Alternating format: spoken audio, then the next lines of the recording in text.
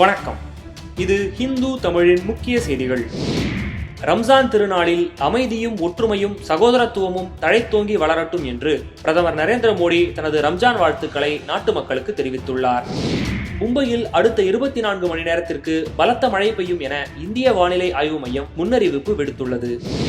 டெல்லியில் 10ஆம் வகுப்பு படிக்கும் மாணவியை 2 சிறுவர்கள் உள்ளிட்ட 5 பேர் கொண்ட கும்பல் துப்பாக்கி முனையில் கூட்டு பலாத்காரம் செய்துள்ள சம்பவம் அதிர்ச்சியை ஏற்படுத்தியுள்ளது. நாட்டில் வேளாண் உற்பத்தியை பெருக்கவும் விவசாயிகளின் ஊதியம் உயரவும் வேளாண் விஞ்ஞானிகள் முழு முயற்சி எடுக்க வேண்டும் என்று இன்று நடைபெற்ற 86வது இந்திய வேளாண் துறை ஆராய்ச்சி மைய நிகழ்ச்சியில் பிரதமர் நரேந்திர மோடி வலியுறுத்தியுள்ளார். இலங்கை ராணுவ கருத்தரங்கில் பங்கேற்கும் முடிவை இந்திய அரசு உடனடியாக கைவிட வேண்டும் என மதிமுக பொதுச் செயலாளர் வைகோ வலியுறுத்தியுள்ளார்.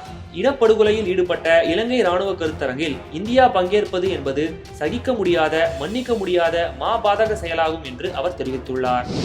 கோடியக்கரை அருகே மீன்பிடித்துக் கொண்டிருந்த நாகை மற்றும் காரைக்காலை சேர்ந்த மீனவர்கள் 50 பேரை நேற்றிரவு இலங்கை கடற்படையினர் சிறைப்பிடித்து சென்றனர்.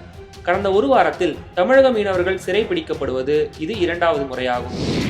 இஸ்ரேல் நடத்திய தாக்குதலில் காசா பகுதியில் இருந்த ஒரே ஒரு மின் நிலையமும் சேதமடைந்தது. இதனால் காசா முற்றிலும் இருளில் மூழ்கும் சூழல் ஏற்பட்டுள்ளது. இத்தாக்குதலை அடுத்து அப்பகுதியில் பெருமளவில் கரும்புகை மூண்டுள்ளது. மேலும் விரிவான செய்திகளுக்கு tamilthehindu.com இணையதளத்தை பார்க்கவும். நன்றி.